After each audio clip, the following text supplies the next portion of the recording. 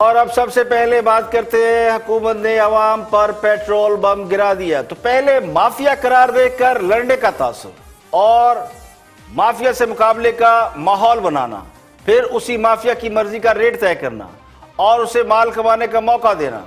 तो कहने वाले तो कहते हैं कि इससे बड़ा विजन किसी हुकूमत का और क्या हो सकता है। यानी चीनी एक्सपोर्ट करने की इजाजत दी, बहरान पैदा किया, चीनी वालों को माफिया करार दिया और चीनी महंगी करा दी। आज तक चीनी के रेट में 1 रुपए की कमी ना हो सकी। अद्वियात की कीमतों पर इजाफा किया, कीमतों में 400% इजाफा किया, फिर उसे माफिया कहकर लड़ाई का तासुर दिया, लेकिन किसी दवा की कीमत में 1 रुपया भी कमी ना हुई। आटा और गंदम फरोख्त करने वालों पर माफिया का टैग लगाया और 600 रुपए वाला थैला 1200 रुपए पहुंच गया। तो आटे की कीमत में भी 1 रुपया कमी न करा सके, ये भी माफिया। डॉलर वालों को भी कहा यह माफिया है, तो डॉलर 160 पर पहुंच गया। तो पेट्रोल की कीमत में कमी करके बहरान पैदा किया गया, पेट्रोल वालों को माफिया की फहरिस्त में शामिल किया गया और पेट्रोल की कीमत में 26 रुपए इजाफा करके रातों रात 300 अरब रुपए आवाम की जेब से निकाले गए। इससे तो यही तासर मिलता है कि जिसको ये नहीं मालूम कि वो माफिया है और वो माल कमा सकता है, तो उन्हें जगह जगह कर ये बताया जा रहा है कि तुम माफिया हो, तुम्हें माल बनाना नहीं आता, माफिया का लेबल लगवाओ और जी भरकर लूट मार करो। तो ये कैसी लड़ाई है। अब तो लोग डरने लगे हैं कि जिसको माफिया कहा जाएगा वो माल कमाने चल पड़ेगा, वो मजीद अमीर होगा। यानी पेट्रोल बहरान पैदा करने वालों को यह सजा दी गई कि वो फी लीटर पेट्रोल पर 25 रुपए कमा ले। आटा बहरान पैदा करने वालों को यह सजा, आटा महंगा। डॉलर माफिया को यह सजा कि डॉलर को 160 पर ले जाए। और फिर भी हम ये सुनते हैं कि घबराना नहीं। तो खान साहब की माफिया से लड़ाई यकीन मानिए अवाम के पल्ले नहीं पड़ रही और अब लोग डरने लगे हैं कि प्राइम मिनिस्टर खुदा ना खास्ता किसी चीज का नोटिस ना ले ले।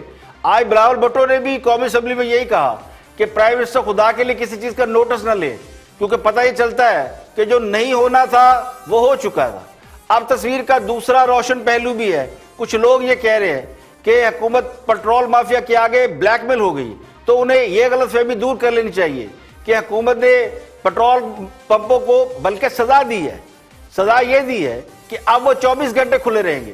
पेट्रोल की किल्लत फौरी तौर पर खत्म हो गई है। तो हुक्मरान जमात ने जिस तरह पेट्रोल की कीमतों में इजाफे का बम चलाया है, इसकी मिसाल माजी करीब या दूर में कहीं नहीं मिलती।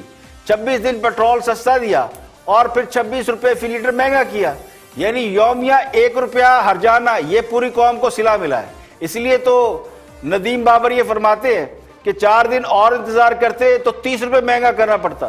तो खान साहब के हामी जो समझते हैं कि खान साहब माफिया से लड़ रहे हैं और माफिया उन्हें चलने नहीं दे रहा, खान साहब से गलतियां जानबूझ कर कराई जा रही हैं, तो ये बात करते हुए उन्हें खुद सोचना चाहिए कि जो लीडर दूसरों के कहने पर गलतियां करे फिर उन्हें क्या कहा जाए। वो इस तमाम सूरत हाल पर जरा हम आपको सुनवाते हैं कि माजी में हुकूमत का मौकिफ था क्या। इमरान खान साहब जब अपोजिशन में थे बात करते थे पेट्रोल पर, लेकिन क्या करते थे आपको वो सुनवाते हैं।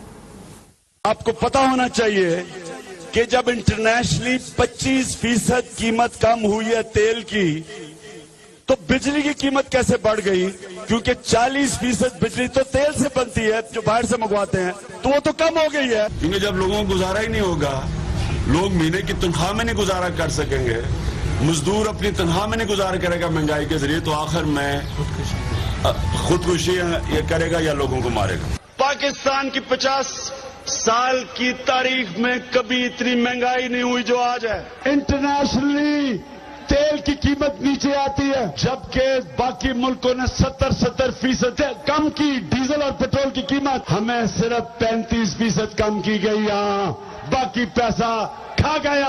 अगर चीजें महंगी होती हैं, पेट्रोल महंगा होता है तो सब कुछ महंगा कर देते हैं। अब पेट्रोल नीचे आया है तो आवाम से फिर भी पैसा बनाया जा रहा है। मैं डिमांड करता हूं पाकिस्तानी कौम की तरफ से, आपको कम से कम 5 रुपए लीटर पेट्रोल और केरोसिन ऑयल की कीमत कम करें और 20 रुपए लीटर डीजल की कीमत कम करें।